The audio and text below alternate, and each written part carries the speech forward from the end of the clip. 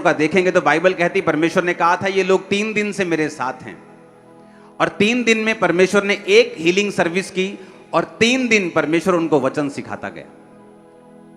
जिस कलीसिया में वचन की सिखावट थोड़ी है और हीलिंग ज्यादा है, वो कलीसिया कंप्लीट कभी नहीं हो सकती और उसके लोग मजबूत कभी नहीं हो सकते, और उस कलीसिया के विश्वासी कभी मैच्योर नहीं हो सकते जो वचन को कम अहमियत देते हैं।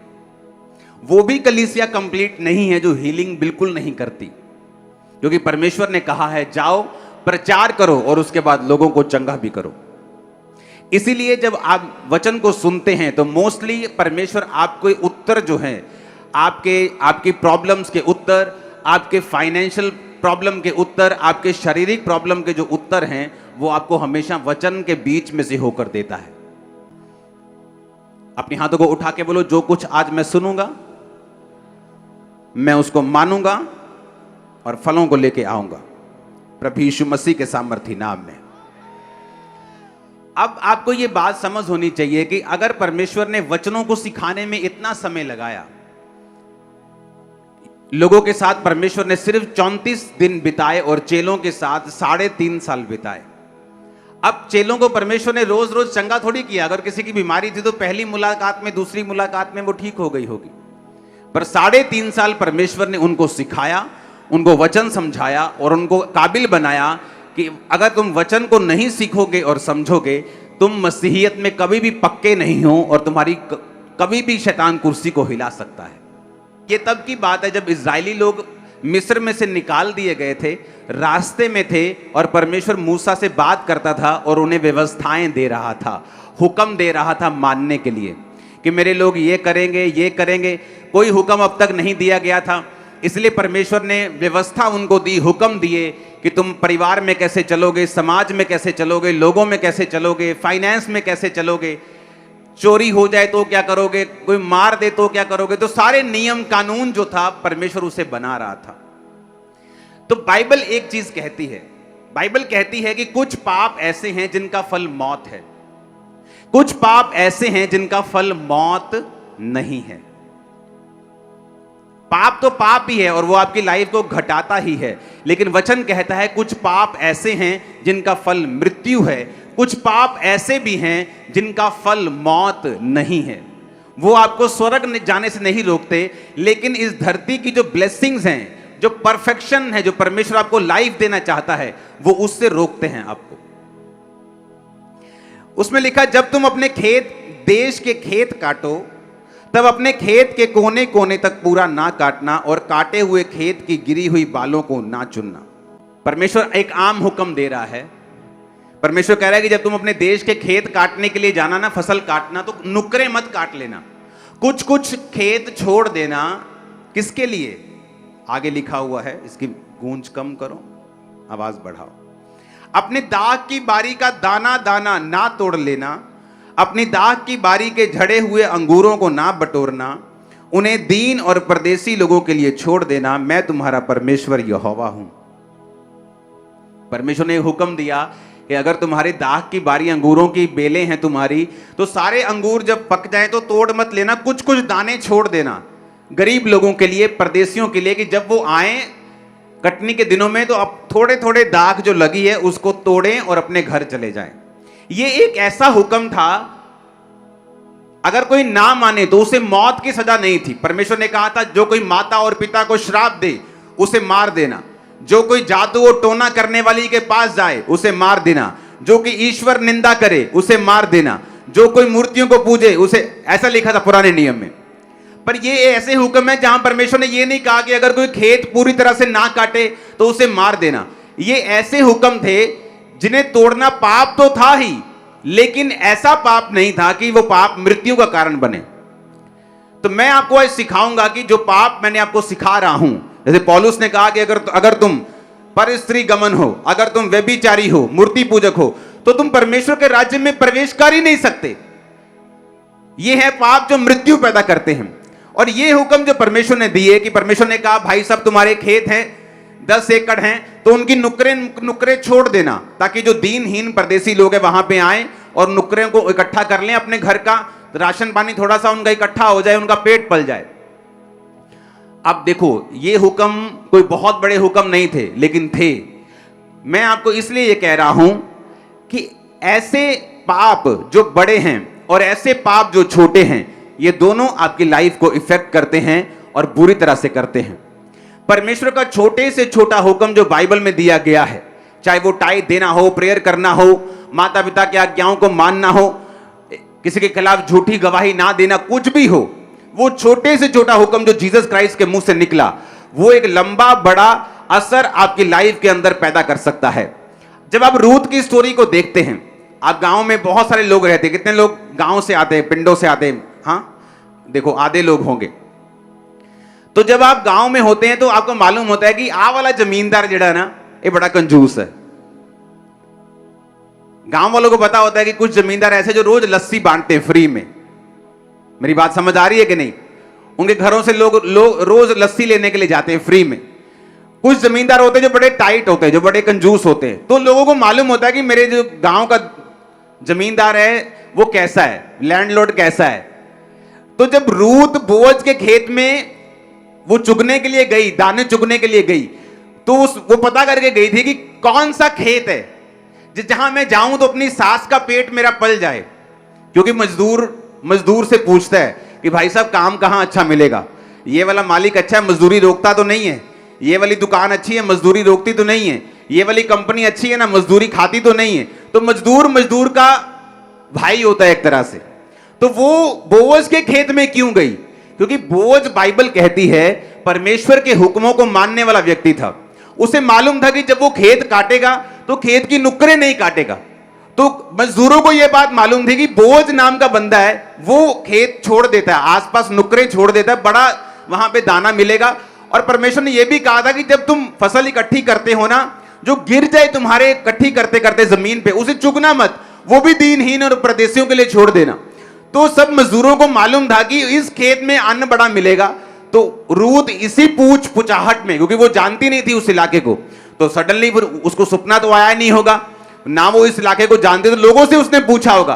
तो लोगों ने बोअज का खेत रिकमेंड किया कि वहां पे चली जा, तेरे को कुछ ना कुछ अब तेरी बूढ़ी सास के लिए तेरे लिए जरूर मिल जाएगा। अब देखो, एक हुक्म जो मृत्यु का कारण नहीं है, जो नहीं मानता, लालच कर जाते हैं लोग, मर नहीं जाते। लेकिन अगर बोअज ने सारे खेत को काट लिया होता और उसकी आदत होती कि वो सारे खेत काट लेता है, कुछ छोड़ता नहीं है, मैं आपको दावा करता हूं रूथ जैसी एक अच्छी औरत, एक काबिल औरत, एक विश्वासी औरत उसकी लाइफ में कभी भी एंटर ना कर पाती। कितने मेरी बात को समझ रहे हैं? एक छोटा सा हुक्म, एक स्मॉल सा हुक्म, किस तरह से देखो उसकी लाइफ में पैसा था, वो बोअज अमीर था, लैंडलॉर्ड था, पैसे थी, बरकत थी, नौकर चाकर थे, सब कुछ था, लेकिन मैरिज नहीं थी। आपकी लाइफ में कुछ टेस्टिमनीज ऐसी होती हैं, वो तब तक नहीं बनती जब तक आप अपने आप को परफेक्ट नहीं करते। कुछ लोग बोलते हैं मैं मूर्ति पूजा तो नहीं कर रहा हूं जी, मैं व्यभिचार नहीं कर रहा हूं जी। अब ये बात नहीं है। कई बार परमेश्वर आपको आपकी लाइफ की बड़ी टेस्टिमनी देने से पहले वो चाहता है आप छोटे छोटे गुनाह भी जो करते हैं उसको ना करें, परफेक्ट लाइफ रखें, ताकि परमेश्वर आपको वो लाइफ दे सके जो आपको देने के लिए, जिसके लिए आपको बुलाया गया है, जिसके लिए परमेश्वर ने आपको अपने पास बुलाया है। लेकिन अब परमेश्वर अब्राहम को बच्चा देना चाहता था, लेकिन अब्राहम परफेक्ट नहीं था, इसलिए परमेश्वर 99 साल का जब वो था, परमेश्वर आते हैं उसके दर्शन में, बोलते हैं अब्राहम मेरी उपस्थिति में चलता जा और सिद्ध होता जा। अब्राहम बोलता था परमेश्वर 24 साल हो गए तेरा पीछा करते, अभी भी मुझे सिद्ध होना है क्या? अब तो बातें कम कर, बच्चा दे मुझे। लेकिन परमेश्वर जानते थे कि जो मैं तुझे देना चाहता हूं, कई बार आपकी लाइफ में 5 टेस्टिमनीज बन चुकी हैं, बड़ी 6 टेस्टिमनीज बन चुकी हैं, लेकिन अभी भी एक ऐसी गवाही बाकी है जिस पर आपकी लाइफ डिपेंड करती है। परमेश्वर एक आम हुक्म दे रहा है। परमेश्वर कह रहा है कि जब तुम अपने देश के खेत काटने के लिए जाना ना, फसल काटना, तो नुकरे मत काट लेना, कुछ कुछ खेत छोड़ देना। किसके लिए? आगे लिखा हुआ है, इसकी गूंज कम करो, आवाज बढ़ाओ। अपने दाख की बारी का दाना दाना ना तोड़ लेना, अपनी दाख की बारी के झड़े हुए अंगूरों को ना बटोरना, उन्हें दीन और परदेसी लोगों के लिए छोड़ देना, मैं तुम्हारा परमेश्वर यहोवा हूं। परमेश्वर ने हुक्म दिया कि अगर तुम्हारे दाग की बारी अंगूरों की बेलें हैं तुम्हारी, तो सारे अंगूर जब पक जाएं तो तोड़ मत लेना, कुछ कुछ दाने छोड़ देना गरीब लोगों के लिए, परदेशियों के लिए, कि जब वो आए कटनी के दिनों में तो अब थोड़े थोड़े दाग जो लगी है उसको तोड़ें और अपने घर चले जाएं। ये एक ऐसा हुक्म था, अगर कोई ना माने तो उसे मौत की सजा नहीं थी। परमेश्वर ने कहा था जो कोई माता और पिता को श्राप दे उसे मार देना, जो कोई जादू और टोना करने वाली के पास जाए उसे मार देना, जो कि ईश्वर निंदा करे उसे मार देना, जो कोई मूर्तियों को पूजे उसे, ऐसा लिखा था पुराने नियम में। पर ये ऐसे हुक्म है जहां परमेश्वर ने ये नहीं कहा कि अगर कोई खेत पूरी तरह से ना काटे तो उसे मार देना। ये ऐसे हुक्म थे जिन्हें तोड़ना पाप तो था ही, लेकिन ऐसा पाप नहीं था कि वो पाप मृत्यु का कारण बने। तो मैं आपको आज सिखाऊंगा कि जो पाप मैंने आपको सिखा रहा हूं, जैसे पौलुस ने कहा कि अगर तुम पर स्त्री गमन हो, अगर तुम व्यभिचारी हो, मूर्ति पूजक हो, तो तुम परमेश्वर के राज्य में प्रवेश कर ही नहीं सकते। ये है पाप जो मृत्यु पैदा करते हैं। और ये हुक्म जो परमेश्वर ने दिए कि परमेश्वर ने कहा भाई सब तुम्हारे खेत हैं 10 एकड़ हैं तो उनकी नुकरे छोड़ देना, ताकि जो दीनहीन परदेसी लोग हैं वहां पे आए और नुकरे को इकट्ठा कर लें, अपने घर का राशन पानी थोड़ा सा उनका इकट्ठा हो जाए, उनका पेट पल जाए। अब देखो ये हुक्म कोई बहुत बड़े हुक्म नहीं थे, लेकिन थे। मैं आपको इसलिए ये कह रहा हूं कि ऐसे पाप जो बड़े हैं और ऐसे पाप जो छोटे हैं, ये दोनों आपकी लाइफ को इफेक्ट करते हैं और बुरी तरह से करते हैं। परमेश्वर का छोटे से छोटा हुक्म जो बाइबल में दिया गया है, चाहे वो टाइट देना हो, प्रेयर करना हो, माता पिता की आज्ञाओं को मानना हो, किसी के खिलाफ झूठी गवाही ना देना, कुछ भी हो, वो छोटे से छोटा हुक्म जो जीसस क्राइस्ट के मुंह से निकला, वो एक लंबा बड़ा असर आपकी लाइफ के अंदर पैदा कर सकता है। जब आप रूथ की स्टोरी को देखते हैं, आप गांव में बहुत सारे लोग रहते हैं, कितने लोग गांव से आते हैं, पिंडों से आते हैं, हाँ देखो आधे लोग होंगे। तो जब आप गांव में होते हैं तो आपको मालूम होता है कि आ वाला जमींदार जड़ा ना ये बड़ा कंजूस है। गांव वालों को पता होता है कि कुछ जमींदार ऐसे जो रोज लस्सी बांटते हैं फ्री में। मेरी बात समझ आ रही है कि नहीं? उनके घरों से लोग रोज लस्सी लेने के लिए जाते हैं फ्री में। कुछ जमींदार होते हैं जो बड़े टाइट होते हैं, जो बड़े कंजूस होते हैं। तो लोगों को मालूम होता है कि मेरे जो गांव का जमींदार है वो कैसा है, लैंडलॉर्ड कैसा है। तो जब रूथ बोअज के खेत में वो चुगने के लिए गई, दाने चुगने के लिए गई, तो वो पता करके गई थी कि कौन सा खेत है जहां मैं जाऊं तो अपनी सास का पेट मेरा पल जाए। क्योंकि मजदूर से पूछता है कि भाई साहब काम कहां अच्छा मिलेगा, ये वाला मालिक अच्छा है, मजदूरी रोकता तो नहीं है, ये वाली दुकान अच्छी है, मजदूरी रोकती तो नहीं है, ये वाली कंपनी अच्छी है ना, मजदूरी खाती तो नहीं है। तो मजदूर का भाई होता है एक तरह से। तो वो बोअज के खेत में क्यों गई? क्योंकि बोअज बाइबल कहती है परमेश्वर के हुक्मों को मानने वाला व्यक्ति था। उसे मालूम था कि जब वो खेत काटेगा तो खेत की नुकरे नहीं काटेगा। तो मजदूरों को यह बात मालूम थी कि बोअज नाम का बंदा है, वो खेत छोड़ देता है, आसपास नुकरे छोड़ देता है, बड़ा वहां पे दाना मिलेगा। और परमेश्वर ने यह भी कहा था कि जब तुम फसल इकट्ठी करते हो ना, जो गिर जाए तुम्हारे इकट्ठी करते करते जमीन पे, उसे चुगना मत, वो भी दीनहीन और परदेशियों के लिए छोड़ देना। तो सब मजदूरों को मालूम था कि इस खेत में अन्न बड़ा मिलेगा। तो रूथ इसी पूछाहट में, क्योंकि वो जानती नहीं थी उस इलाके को, तो सडनली उसको सपना तो आया नहीं होगा ना, वो इस इलाके को जानते, तो लोगों से उसने पूछा होगा।